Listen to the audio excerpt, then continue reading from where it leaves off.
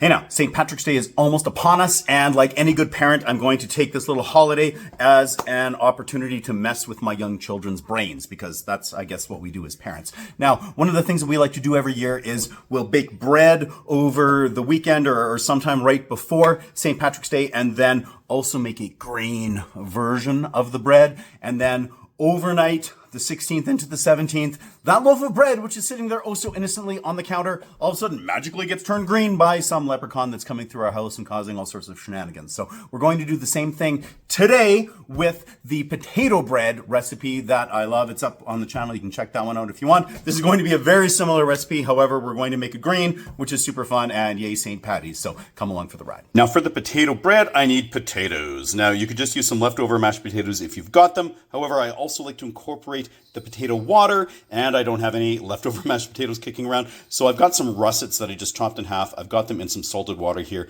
We're going to bring them to a boil and get them all mashed up, add a little bit of butter, and let them cool down. So after mashing these, I threw in just a little bit of butter, and then I decided to go with a little bit of sour cream just because, and a sprinkle of salt. Now I need to just let them cool down to at least room temperature. Okay, now there is a phase here where we want this to rest in the fridge, just cold ferment for at least 4 hours. So I really like to do this the night before, which is exactly what I'm doing now, and then I can finish it off in the morning. Now, that means that the children are upstairs sleeping, so I'm gonna have to be careful with some of the talk here. Now, one of the tricks is that you need to make a regular loaf and a green loaf. So we're gonna start off here with the regular one, just because otherwise there's gonna be food coloring in it, and we don't wanna mess that up. So let's go. Now this means I'm halving the ingredients that I would normally do, because my regular recipe does make 2 loaves, so I just had to split that in 2. So here we go with that. I've got 150 grams of potato water. Doing this all by weight because that was a far easier way for me to split everything up. I've got 100 grams of just white table sugar. We've got 8 grams here of just fine sea salt. I'm sure you could use just any sort of salt, but I really like to use that in my baking. I've got 5 grams here of instant rise yeast. I'm going to add 1 egg. I have 87.5 grams here of softened butter. I'll also put volumetric conversions here in the video description. I've got 100 grams of those mashed potatoes and 377.50 grams of some unbleached all-purpose flour. I might wind up needing to add just a little bit more than that once this gets going. We will see. Now for the initial mixing here, I'm using the paddle attachment on the stand mixer. I'm just going to start it on low, so we hopefully avoid any sort of splash out here of the flour.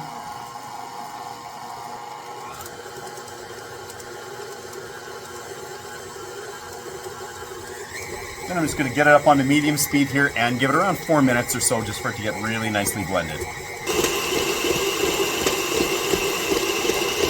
After 4 minutes, we're just going to stop that. I'm going to clean off this paddle here, and we're going to get the dough hook on. I also went ahead and just scraped down the sides of this bowl, and we're ready to fire this back up onto medium speed here for 8 minutes.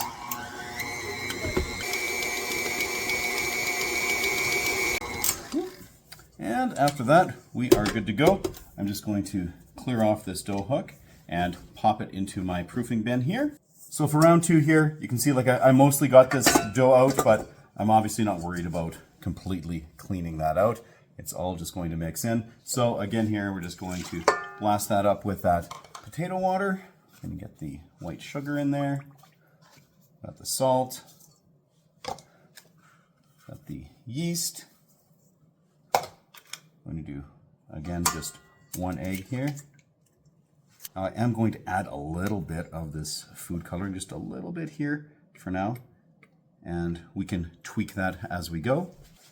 I'm going to get in those mashed potatoes, softened butter, and again, just that flour. Switching to my paddle, which again, did not really need to be cleaned off at all.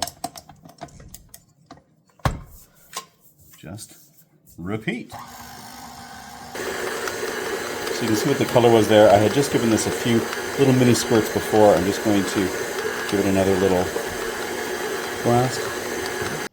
So when all was said and done, we wound up adding about 7 little squirts of that with that particular food coloring, and that was enough for what we want. You want this to be really, really nice and green, probably a little bit greener than you think you need it to be, just so that hopefully when it turns out after the bake, it looks just how you want it. So now, with that dough hook in there, we're just going to fire this up. So after that 8 minutes here, I'm just going to get this dough out and into the proofing bin.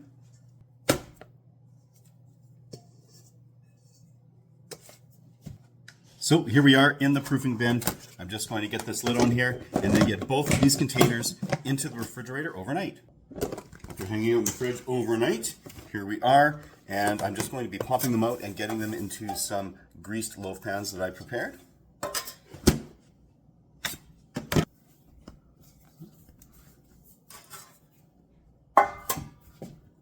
And for that to happen, I'm just going to loosely shape this here and just get it so it's about the right length of this loaf pan.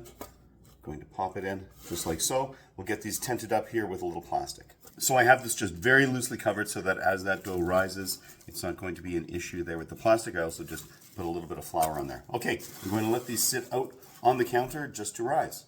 So for me, this took about 3.5 hours for these breads. The time that it'll take you will be largely dependent on the ambient temperature in your home, but what we're looking for here is for that bread to be puffed up above the loaf pans. And these are 9x5 pans that I have here. They work really, really well for this. I have my oven preheated at 350 degrees. We're going to pop these in right now. There we go. We're going to give them 25 minutes like this. Ooh.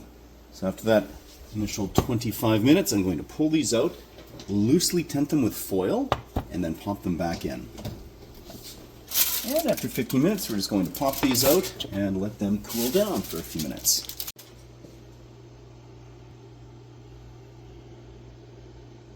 So I just gave both of these loaves a little wiggle here and popped them out of their loaf pans. I'm just going to let them cool down completely here on this rack. Okay, the bread is ready. But the kids are up and running around, so Operation Sneak in effect. They're right over there, so I have to be very, very quiet. Very sneaky. All right, so we've got this one here. Beautiful, but we don't care about that right now. We care about this one.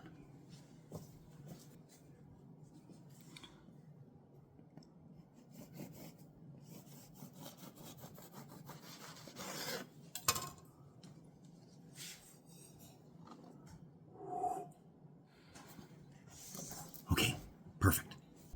Oh, isn't that pretty? Okay, couldn't really talk too much about it there, but look at that. Like, so bright, so green, just incredibly hilarious. So the move now is the kids actually make their own lunches. So what they're going to be doing on the evening of the 16th is making their nice little sandwiches to go to school and all that. And then we're going to do a little switcheroo there once they're in bed, and when they get up the next day, they're going to find little sandwiches will have magically been turned green by the leprechauns. So yeah, really fun. Like I said, super easy to make, just a quick variation of my original potato bread recipe. I mean, what's more Irish, I guess, than St. Patrick's Day potatoes and the color green? I mean, really, really fun and a great way to help celebrate that particular day with them. So give it a whirl, and until next time, keep your potato bread at 11, I guess.